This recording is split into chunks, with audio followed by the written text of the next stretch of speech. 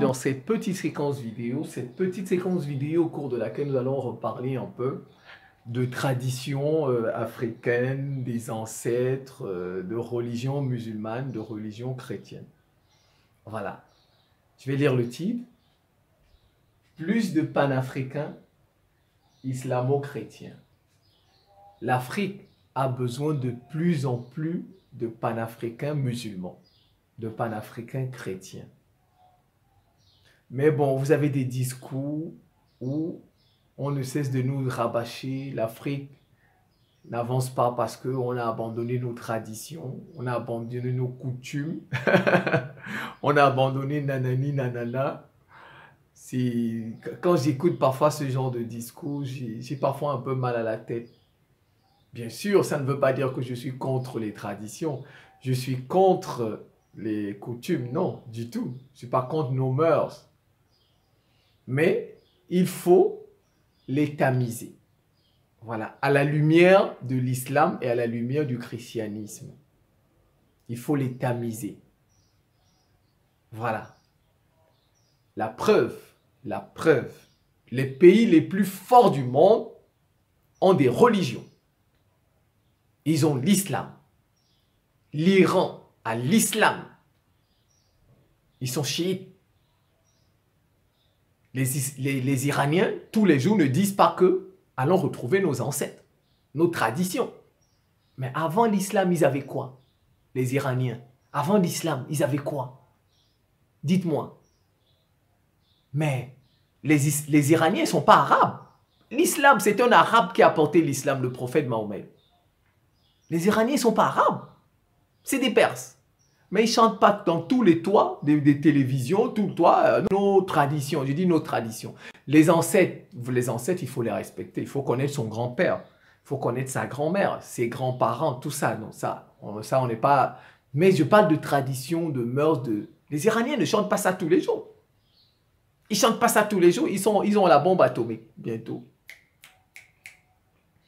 Les États-Unis, c'est le plus grand pays chrétien au monde, où il y a le plus de chrétiens. Au monde. Les États-Unis. C'est le pays où il y a le plus grand nombre de chrétiens au monde. Mais c'est la première puissance mondiale. N'est-ce pas? Le Brésil. Ils ont des statues de Jésus partout. Prenons l'Indonésie. Prenons... Mais bon, il n'y a qu'en Afrique. On a comme l'impression qu'il n'y a que des Africains qui ont des traditions. Que les autres n'en ont pas. Ou n'en ont pas eu. Vous savez, les idéologies des autres, les doctrines des autres se maintiennent. Les nôtres, parfois, ne se maintiennent pas. Regardez, le capitalisme se maintient. Le libéralisme se maintient. Bon, ce ne sont pas des idéologies, des doctrines des autres. En réalité, ce sont des universalismes. Ce sont des universalismes. Mais bon, comme tout universalisme, il faut bien qu'il naisse quelque part. Voilà, il faut qu'il naisse quelque part. Il faut que quelqu'un le crée, l'invente. Mais après, ça devient universel. En réalité, ce sont des universalismes. Comme la démocratie. La démocratie n'appartient à personne. La démocratie est un universalisme, mais c'est bien né quelque part quand même. C'est né en Grèce, vous voyez? Et vous regardez même aujourd'hui, les chantres de la démocratie, de la soi-disant démocratie, parce que c'est qui pratiquent ce qu'on appelle une démocratie à géométrie variable, ce sont les États-Unis. Rien à voir avec la Grèce, n'est-ce pas? C'est pour vous dire qu'on appelle ça des universalismes, des universaux, comme vous voulez. Voilà. Mais il faut qu'ils naissent quelque part. C'est comme les maths. Les maths n'appartiennent à personne. La physique n'appartient à personne. La philosophie n'appartient à personne. Mais ça naît quelque part. Et ensuite, ça se propage, ça se diffuse. C'est comme les religions. L'islam n'appartient pas aux Arabes. Voilà. L'islam n'appartient pas aux Arabes. Le christianisme n'appartient pas aux Juifs. Bon, aujourd'hui, c'est surtout les Européens, les Occidentaux. Voilà. Mais il faut bien que ça naisse quelque part pour se diffuser, pour se répandre. C'est comme ça. Je vais vous donner un exemple simple, très simple. Vous savez, le mobile money, le fait d'envoyer, d'utiliser le téléphone pour envoyer l'argent, pour transférer l'argent, c'est né en Afrique. C'est né au Kenya, je pense. Voilà, Kenya ou Tanzanie, le mobile money. Mais regardez, c'est en train de se répandre partout dans le monde. Vous voyez, c'est un universalisme, le fait d'envoyer l'argent. Voilà, tous les humains font ça, envoyer l'argent. Vous n'allez pas dire que le mobile money appartient aux Africains. Vous n'allez pas dire ça. Bon, maintenant, si l'Afrique était un continent fort, vous voyez, on aurait pu utiliser ça, on aurait pu politiser ça. De telle enseigne que, par exemple, les autres nous reversent des impôts sur ça, dire que ben, c'est né chez nous. Vous voyez, c'est un peu ce qu'ils font avec la religion. Vous voyez, comme ils sont forts, ils utilisent la religion à leur profit. Ils politisent la religion. Vous voyez, les autres, l'Occident, les pays arabes du Golfe, ils politisent la religion. Mais sinon, normalement, ça n'appartient à personne. Voilà, comme le mobile money n'appartient pas aux Africains, c'est universel. Voilà. Vous savez, moi je reste convaincu que nos pères, Kwame Nkrumah, Julius Nyerere de Tanzanie, les Omniobe, les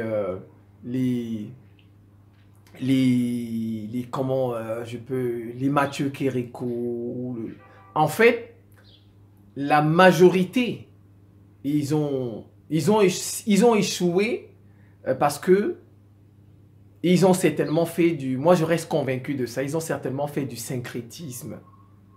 Donc ils ont mélangé marxisme, qui est un athéisme. Le marxisme c'est de l'athéisme, puisqu'on dit que la religion c'est l'opium du peuple. Donc ils ont mélangé athéisme, animisme africain, c'est-à-dire les religions traditionnelles, les traditions africaines, et ils ont peut-être pris un peu de Christ, ils ont mélangé tout ça, ce qui fait qu'ils ont échoué. Ils ont échoué, donc le panafricanisme a échoué. Vous voyez? Or, regardez le panafricanisme, dont nous, la nouvelle génération, nous devons faire mieux que nos pères. Nous devons faire mieux que nos pères. Et ça se vérifie déjà même avec Assimi Goïta. Regardez, Assimi Goïta, il n'a pas la tête complètement nue. Il a quand même un peu de cheveux. Assimi Goïta garde sa barbe. Vous avez vu? Et il va à la mosquée. Il va à la mosquée, il dit Inch'Allah. Il a chassé la France. Assimi Goïta n'a pas fait ce que Touadéra a fait. Il est allé au-delà. Vous avez vu, il a dépassé Touadéra. Vous allez remarquer, Touadéra n'a pas de barbe. Il n'a pas de cheveux. Et bon, il ne dit pas si Dieu le veut ou bien Inch'Allah. Il ne dit pas, presque pas. Vous voyez? Donc vous allez remarquer qu'il y a des différences. Il y a des différences. Regardez, Assimi Goïta a chassé l'ambassadeur de France. Et ils ont demandé à l'armée ce qu'on n'a pas fait en Centrafrique, plus ou moins. Vous avez vu? Ce qu'on n'a pas... Donc nous, les panafricains, nous devons mettre Dieu devant. Les panafricains qui sont musulmans, ils doivent mettre Dieu devant. Les panafricains qui sont croyants, chrétiens, ils doivent mettre Dieu devant. Bon, je n'ai pas dit que tous les jours, il faut venir dire Dieu. Non, non, vous n'êtes pas... Mais il faut mettre Dieu devant. Parce que vous voyez, il y a ce discours en Afrique des traditions, des traditionalistes. Parfois, quand j'écoute ça, j'ai comme l'impression qu'en Afrique, vous savez, les Africains sont le seul peuple au monde qui ont des ancêtres. Les Africains sont le seul peuple au monde qui ont des traditions. Le seul. Le seul. Vous savez, quand vous écoutez parfois les panafricains traditionalistes, ou bien les traditionalistes africains, ils disent que nous souffrons parce que nous avons abandonné nos traditions, nos coutumes. Il faut qu'on retourne à cela. Ça va aller. Non, mais c'est pas vrai quand même. C'est pas vrai. Parce que c'est un peu comme s'ils disent qu'on a abandonné. Nous n'avons pas abandonné. On nous a vaincus. Ils ne disent pas ça. Quand les Arabes sont arrivés avec l'islam, les Européens sont arrivés avec le christianisme, ils nous ont vaincus. Ils nous ont vaincus et ils nous ont obligés à abandonner ça. Nos traditions, nos coutumes. Mais on peut se demander où étaient nos coutumes et nos traditions pour nous sauver dans ce cas. Puisque les autres sont venus avec Jésus et Mohamed, la Bible, le Coran, et ils nous ont vaincus. Donc pourquoi nos traditions ne nous ont-elles pas aidés? Pourquoi? Vous voyez, donc, vous avez comme impression, donc, il faut mettre Dieu en avant. Ça se voit. Partout où on met Dieu en avant, on gagne. Partout, ça se voit, sauf qu'il y a des Africains qui ne veulent pas voir ça. Et ils vous disent, non, ben, le christianisme, c'est pour les occidentaux. L'islam, c'est pour les arabes. La religion, c'est un universalisme. On est encore obligé de faire des cours de philosophie, de sociologie sur des concepts comme les univers. Mais la religion n'appartient à personne. Sauf qu'il y a des individus qui s'en accaparent et qui instrumentalisent la religion à des fins politiques. C'est tout. Mais la religion, Dieu n'appartient à personne. Je vais vous donner deux exemples. Parce que il faut toujours lire l'histoire. Quand vous voulez faire des choses, il faut consulter l'histoire. Il faut repartir dans l'histoire. Je vais vous donner deux exemples. L'Iran et l'Angleterre. Seulement deux. Regardez, revenons. Vous pensez que les Afghans n'ont pas des ancêtres. D'ancêtres, si vous voulez, pour faire simple. Vous pensez qu'ils n'ont pas? On a comme impression que les Africains sont seuls à avoir des ancêtres, des traditions. Mais les Afghans, ils disent Inch'Allah tout le temps. Ils ont chassé l'OTAN. Pourquoi ils ne disent pas que bon, il faut qu'on retourne dans les trucs de nos ancêtres, Non, non. Les ancêtres, il faut connaître leur nom. Ce qu'ils faisaient avant. Il faut les aimer. On aime son grand-père. On aime sa grand-mère. Ça n'a pas dit qu'il faut les détester. Mais ça ne veut pas dire que si votre papa était un bandit, vous devez voler aussi. Ce n'est pas parce que vos ancêtres pratiquaient telle coutume, telle tradition que vous êtes... Surtout que ça a montré ses limites. Parce qu'on nous a rendus esclaves 2 fois. 2 fois! On nous a rendus esclaves 2 fois. On nous a colonisés 2 fois. Les Arabes nous ont rendus esclaves et ils nous ont colonisés. Les Européens sont venus, ils nous ont rendus esclaves, ils nous ont colonisés. Alors donc, il faut s'interroger sur les coutumes. Où étaient ces coutumes pour nous aider? Ça, c'est quel genre de coutumes auxquelles on croit? On nous dit que si on retourne à ces coutumes, on va devenir fort. Mais où étaient-elles quand on nous a rendus esclaves 2 fois, quand on nous a colonisés 2 fois? Où étaient-elles? On peut se poser des questions, n'est-ce pas? N'est-ce pas? Même chez les autres, l'Allemagne par exemple, vous avez la CDU, les chrétiens démocrates comme Angela Merkel. Eux-mêmes mettent Dieu en avant. Eux-mêmes mettent Dieu en avant. Vous avez vu la reine Elisabeth. La reine Elisabeth, c'est le pape. C'est le pape de l'église anglicane. La reine Elisabeth, c'est un pape, hein? Une papesse, si vous voulez, qui vient de décéder là. C'est une papesse. Son fils qui a pris, il devient le pape de l'église anglicane. C'est un pape. Et vous avez vu, même les premiers ministres, vous avez vu, on a invité tous les premiers ministres, ils disent « God save the Queen, God save the King ». Des gens comme ça, vous voyez des gens comme ça qui disent Dieu. Et vous, en Afrique, vous dites qu'il faut faire des traditions. Et ils sont forts. Mais c'est hallucinant. Je me demande parfois si les Africains, ils voient ça. Vous voyez des premiers ministres. Toute une assemblée de personnes les plus fortes de la planète qui vous disent Dieu bénisse l'Angleterre. Vous voyez les États-Unis, ils disent God bénisse les États-Unis. Et bien vous avez les Africains qui vous disent il faut faire des traditions.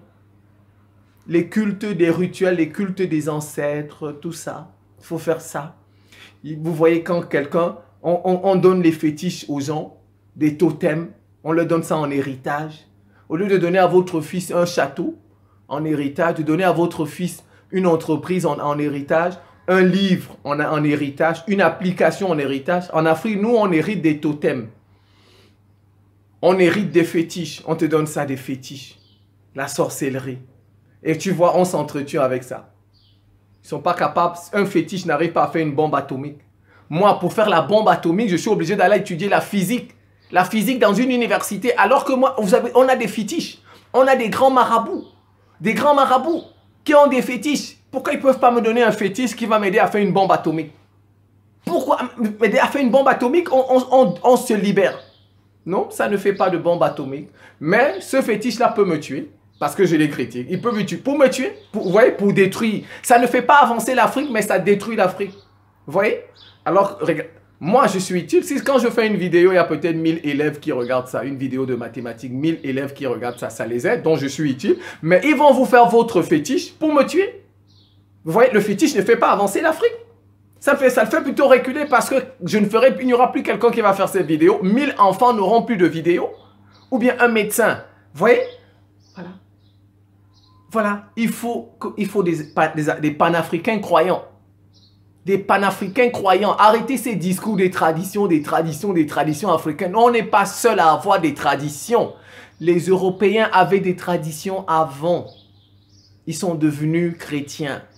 Les Afghans avaient des traditions avant, ils avaient des ancêtres, ils sont devenus musulmans. Mais ils ne passent pas à la télé pour dire tous les jours les traditions. Il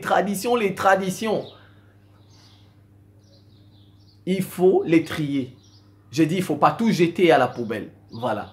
Si vous voyez à la lumière de l'islam ou à la lumière du christianisme, il faut les trier. Notre coutume, là, notre tradition, il faut les trier. Il faut les trier. S'il y a lieu comme par exemple, regardez ce que les Européens ont fait avec le Noël. Noël, c'était une fête païenne, n'est-ce pas? Nous dit-on. Noël, c'était une fête païenne. Qu'est-ce qu'ils ont fait? Ils ont renversé ça. Ils ont dit ça devient une fête chrétienne. Donc, il y a des choses, par exemple, dans nos coutumes, dans nos traditions, on peut aussi les renverser. Ça devient quelque chose de chrétien, quelque chose de musulman. Voilà, on ne dit pas non. Voilà, il faut trier. Il faut prendre ce qu'il y a de bon là-dedans, ce qui n'est pas contre la religion, contre les monothéismes. Parce que c'est Dieu. L'URSS est tombée, l'URSS était athée. Partout où les gens ont combattu Dieu, partout où les gens n'ont pas mis Dieu devant, ils sont tombés. Ils sont tombés. Partout où les gens n'ont pas mis Dieu devant, ils sont tombés. On les a vaincus. Et je vais vous donner 2 exemples. Bon, le problème en Afrique, c'est que nous avons un christianisme en Afrique. Et nous avons un islam en Afrique. Il faut que ça devienne un christianisme africain. Des Africains, pensé par les Africains. Pas un christianisme qui est pensé par les Occidentaux et leurs papes et leurs églises protestantes éveillées, machin. Parce que ouais, le christianisme en Afrique, c'est dirigé par les Occidentaux, comme l'islam est dirigé par les pays arabes du Golfe. Voilà. Je vais vous donner des exemples. Je vais vous donner des exemples pour faire simple. Pour vous montrer une fois de plus que ça n'appartient à personne. Nous sommes en 1531. En 1531, il y a un pape qu'on appelle Clément VII. Le pape catholique Clément VII. Je pense. Clément VII, oui. Oui, je pense. Clément VII. Et on est en 1531. 31 comme ça. Voilà. Vous avez un roi d'Angleterre, Henri VIII. Henri VIII, il a une femme. Et il veut divorcer. Il veut divorcer de cette femme. Et comme il s'était marié à l'église, il dit au pape, sa sainteté, on dit sa sainteté, le pape on dit sa sainteté. Je veux divorcer de ma femme. Le pape dit non, tu ne peux pas divorcer. À l'époque, c'est l'église catholique qui commandait. Voilà, à l'époque, là, c'est l'église catholique qui régnait. Quand le pape dit non sur quelque chose, c'est non. Voilà, c'est non. Alors, le pape Clément VII lui dit non, tu ne peux pas. Tu t'es déjà marié une fois, c'est fini. On se marie une fois à l'église, c'est fini, on ne divorce plus. Ah bon, le roi dit, ah bon? Ah bon? Ah bon, donc c'est comme ça, le pape. Il a dit, bon, toutes tes églises là, toutes tes églises qu'il y a en Angleterre là, ça devient pour moi. C'est comme ça, c'est ce qu'il a fait. Ça devient pour moi. C'est fini, église catholique là en Angleterre. C'est fini. Il a créé sa propre église qu'on appelle l'église anglicane. Vous voyez, c'est pourquoi aujourd'hui, la reine Elisabeth, son fils sont des papes anglicans. Vous voyez, c'est leur ancêtre qui a créé ça, l'église anglicane. C'est parti du refus du pape de célébrer, d'accepter son divorce. Mais qu'est-ce que le roi a fait? Le roi n'a pas dit, bon, nous on va retourner aux traditions anglaises. Il n'a pas dit ça. Le roi n'a pas dit ça. Il n'a pas dit, bon, nous on va retourner aux traditions anglaises. Les Anglais avaient des traditions avant. Le pape n'a pas dit ça. Il a dit, je vais créer pour moi, c'est tout.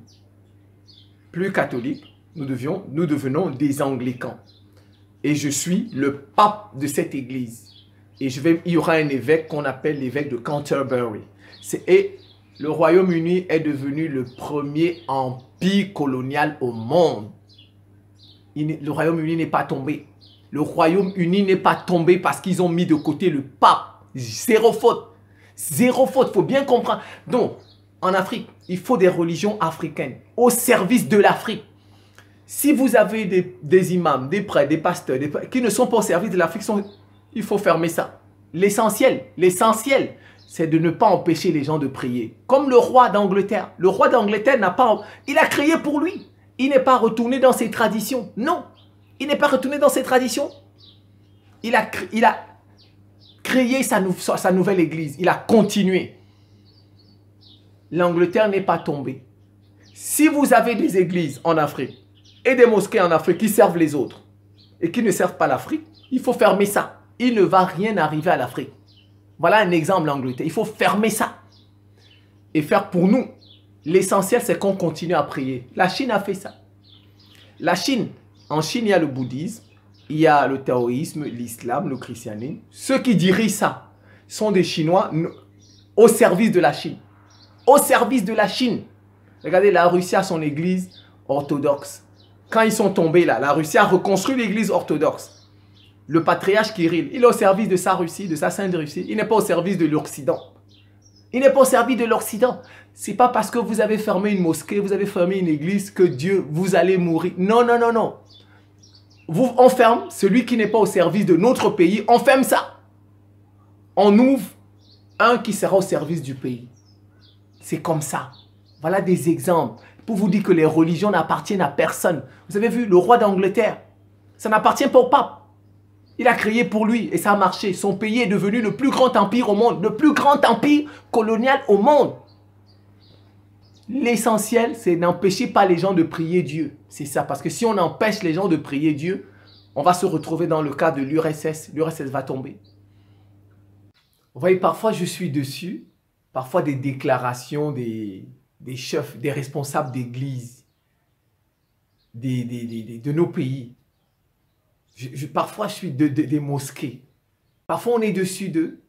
Vous avez comme impression, comme les Mahmoud Dicko, vous entendez parfois les déclarations des évêques de Centrafrique, du Congo, RDC. Vous avez parfois comme impression que ces gens-là, ces responsables religieux, ne travaillent pas pour l'Afrique. Je vous dis, vous avez parfois comme impression qu'ils ne travaillent pas pour l'Afrique. Ils ont un autre agenda. Les agendas soit des Occidentaux, soit les agendas des pays arabes du Golfe. Je vous dis, c'est surprenant. Quand vous entendez parfois leurs déclarations, vous vous dites, mais celui-là, il travaille pour son pays. Mais regardez Kirill, le patriarche Kirill, il travaille pour la Russie. Lui, il travaille pour la Russie. Quand vous entendez même le pape, vous pensez que le pape travaille pour qui? Le pape travaille pour l'Occident. Le pape travaille pour l'Occident. Mais vraiment, vous voyez, nous en Afrique, nos responsables, eh ben, ils se disent, bon, non, non, non, non. Si ça ne va pas, vous avez des responsables religieux qui ne travaillent pas pour vous, il faut changer ça. Le Royaume-Uni nous a donné un exemple. Le Royaume-Uni nous a montré. Le pape a dit au roi, niet. Le roi lui a dit, niet, ici c'est ma terre. Il a créé son église, l'église anglicane. La Grande-Bretagne est devenue le plus grand empire colonial au monde. C'est pas parce que tu as dit niet au pape. C'est pas parce que tu as dit niet, je sais pas que... Non, l'essentiel. Si tu trouves qu'ils ne défendent pas votre terre, si tu trouves qu'ils ne défendent pas votre terre, vous leur dites niet. Vous créez vos propres... L'essentiel, ne soyez pas athées. C'est ça l'essentiel. Ne soyons pas athées. L'essentiel, continuons à prier Dieu. Les Anglais, c'est ce qu'ils ont fait. N'est-ce pas? Ils ont continué à prier. Les Anglais disent même dans leur... Regardez, en Afrique, vous n'allez pas voir dans une église, dans une mosquée, on chante l'hymne national.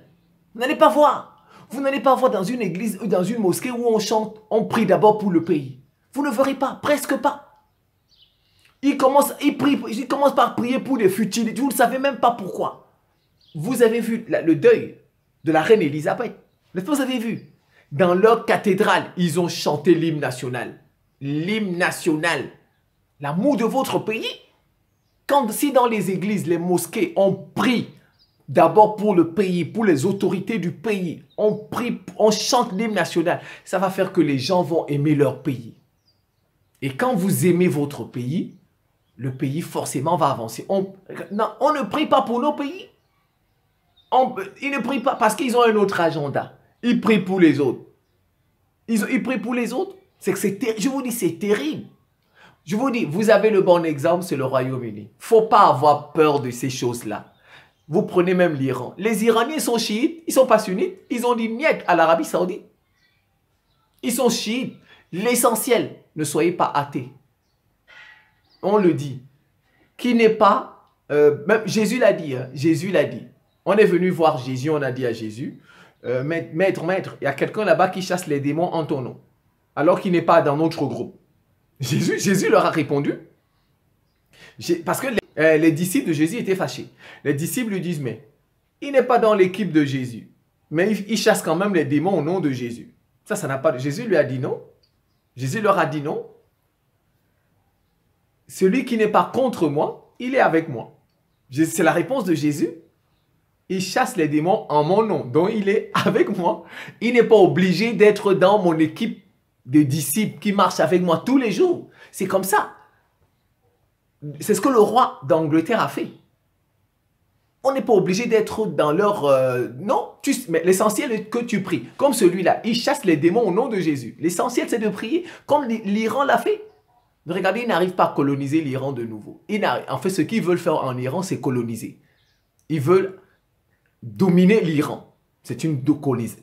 Mais ils n'arrivent pas. Parce qu'en Iran, d'abord, ils ont gardé tout leur poil, barbe, cheveux, moustache, et ils croient en Dieu. Ils sont chiites. Ils ne sont pas sunnites. Ils ont dit, basta. Quand on n'est pas d'accord, c'est comme ça. Mais vous avez, nous, on doit changer la manière de prier en Afrique. Changer la manière de prier. Dans les églises, dans les mosquées, on prie d'abord pour notre pays, nos autorités. Qu'on les aime ou qu'on les aime pas, on prie. À la fin, on chante l'hymne national. Le pays va changer. Il monte, il descend, le pays va changer. Comme le Royaume-Uni a changé, il est devenu le plus grand empire colonial au monde. Prenons l'Iran. L'Iran est chiite, n'est-ce pas? Les Iraniens sont musulmans. Mais les Iraniens sont perses. Les Iraniens ne sont pas arabes. Les Iraniens ne sont pas arabes. Mais le prophète Mohammed était arabe.